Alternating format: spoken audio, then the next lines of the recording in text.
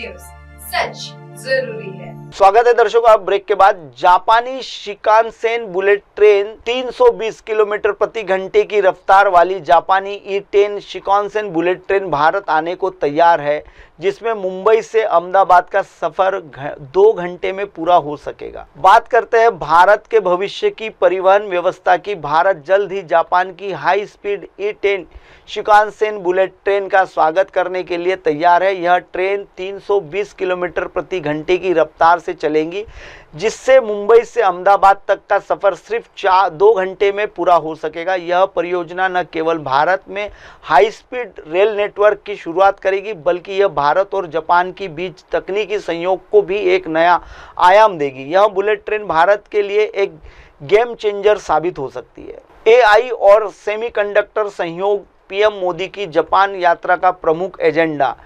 Artificial intelligence और semiconductor पर बड़ा समझौता हो सकता है। प्रधानमंत्री नरेंद्र मोदी की जापान यात्रा को सिर्फ पारंपरिक समझौते तक सीमित नहीं माना जा रहा है। इस दौरे पर एक और बड़ा और महत्वपूर्ण एजेंडा है। आर्टिफिशियल इंटेलिजेंस यानी AI और सेमीकंडक्टर के क्षेत्र में आपसी सहयोग को बढ़ावा देने, ये दोनों के ही क्षेत्र को भविष्य की तकनीक और अर्थव्यवस्था के लिए बेहद महत्वपूर्ण है। भारत और जापान के बीच इस तरह का सहयोग दोनों देशों के तकनीकी रूप से और भी मजबूत बनाएगा। यह समझौता भारत को सेमीकंडक्टर निर्माण के क्षेत्र में आत्मनिर्भर बनाने की दिशा में एक बड़ा कदम साबित हो सकता है। चलिए दर्शकों, बढ़ते अगली खबर की ओर। पुनीत के समुद्री ड्रोन रूस के यूक्रेन पर हमले के लिए अपने समुद्री ड्रोन का उपयोग किया है, जिसमें यूक्रेन जहाज को काफ़ी नुकसान पहुंचा हुआ है। रूस ने यूक्रेन पर हमले के लिए अपने समुद्री ड्रोन का इस्तेमाल किया है। इन ड्रोन से किए गए हमले में यूक्रेन ने एक नौसैनिक जहाज को काफ़ी नुकसान पहुंचाया है। यह ड्रोन पानी में अंदर और सतह पर रहकर हमला करने में सक्षम है, जिससे यह युद्ध और भी खतरनाक हो गया है। इन समुद्री ड्रोनों का उपयोग दिखाता है कि रूस अपनी सैन्य तकनीक को लेकर उन्नत रहा है। चलिए बढ़ते हैं दर्शकों अगली खबर। रूस की हाइपरसोनिक मिसाइल। रूस ने यूक्रेन पर हाइपरसोनिक मिसाइल से भी हमला किया है। रूस यूक्रेन युद्ध से जुड़ी एक और अहम खबर। रूस ने यूक्रेन पर हमला करने के लिए अपनी सबसे आधुनिक और खतरनाक मिसाइल में से एक मिसाइल का इस्तेमाल किया है। यह मिसाइल अपनी अत्यधिक गति और अचूक निशाने के लिए जानी जाती है, जिसमें इसका पता लगाना और इसे रोक लगाना असंभव है। इस मिसाइल का इस्तेमाल यह दर्शाता है कि रूस इस युद्ध में अपनी पूरे सैन्य ताकत का उपयोग करने से पीछे नहीं हट रहा है। चलिए बढ़ते हैं दर्शकों अगली खबर के। 2000 साल पुराना शहर मिला। मिस्र में समुद्र में समाया हुआ 2000 साल पुराना एक शहर मिला है, जिसमें अब तक केवल एक कहानी माना जाता था।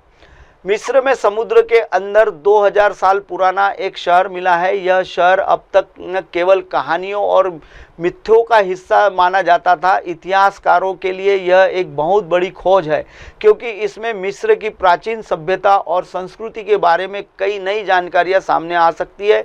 इस खोज से इतिहास प्रेमियों और आर्कोलॉजिकल को नई उम्मीद है। चलिए बढ़ते दर्शकों अगली खबर के।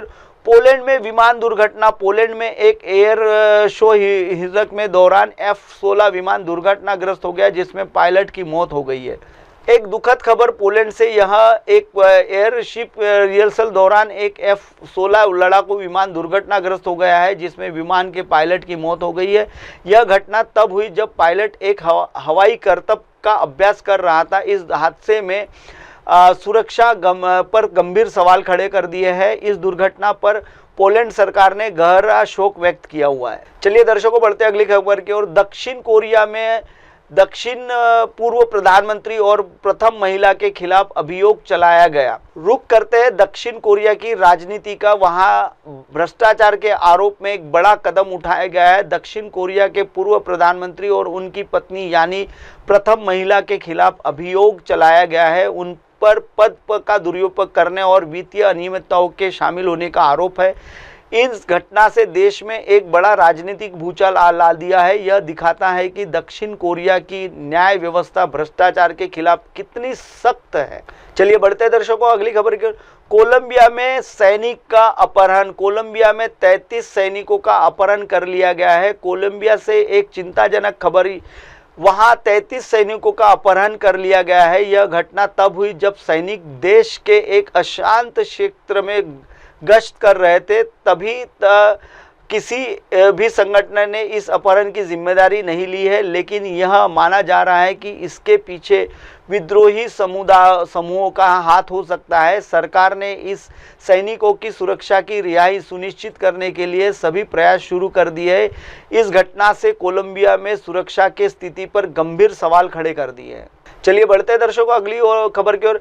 फेडरल रिजर्व गवर्नर से किया ट्रंप पर केस। अमेरिका के फेडरल रिजर्व गवर्नर लिसा कुक ने ट्रंप प्रशासन पर केस किया है, जिसमें उन्होंने बर्खास्त करने की कानूनी लड़ाई शुरू की है। फेडरल रिजर्व की गवर्नर लिस कुक ने पूर्व राष्ट्रपति डोनाल्ड ट्रंप के प्रशासक के खिलाफ केस दायर किया है। उन्होंने कहा, कानूनी लड़ाई अपनी बर्खास्तगी को रोकने के लिए शुरू की गई है। यह मामला अमेरिका के राजनीतिक और वित्तीय गलियारों में काफ़ी चर्चा में है। इस मुकदमे से ट्रंप के प्रशासन के लिए एक बहुत गंभीर सवाल देखने को मिल रहा है। कानूनी लड़ाई का यह नतीजा निकला हुआ है। चलिए बढ़ते हैं दर्शकों अगली खबर। फ्लोरिडा में नुकसान की आशंका। फ्लोरिडा में एलिगेटर अल्ट्रॉन्स को बंद करने के आदेश के बाद $218 मिलियन के नुकसान की आशंका जताई गई है। वहां के करदाताओं को एक अजीबोगरीब कारण से भारी नुकसान होने की आशंका है। दरअसल एलिगेटर अल्ट्राक्रॉज नामक एक जगह के बंद करने के आदेश के बाद फ्लोरिडा को $218 मिलियन यानी करीब 1800 करोड़ रुपए का नुकसान हो सकता है। एलिगेटर अल्ट्राटॉक एक ऐसी जगह है जहां खतरनाक मगरमच्छ और अन्य जानवरों को रखा जाता था। इस जगह को बंद करने के आदेश ने सरकार के लिए एक बड़ा वित्तीय संकट खड़ा कर दिया है। यह दिखाता है कि कैसे एक छोटे से फैसले का बड़ा आर्थिक प्रभाव हो सकता है। दर्शकों फिलहाल वक्त तो चला है ब्रेक का। ब्रेक से लौटने के बाद देखिएगा 50 बड़ी दिन भर की खबरें। बने रहिए MNS न्यूज पर। हाय हेलो नमस्कार, मैं हूं पंकज विष्णु और आप देख रहे हैं MNS न्यूज। देखिए साईं बाबा की आरती लाइव शिरडी से हर रोज सुबह सिर्फ MNS न्यूज पर।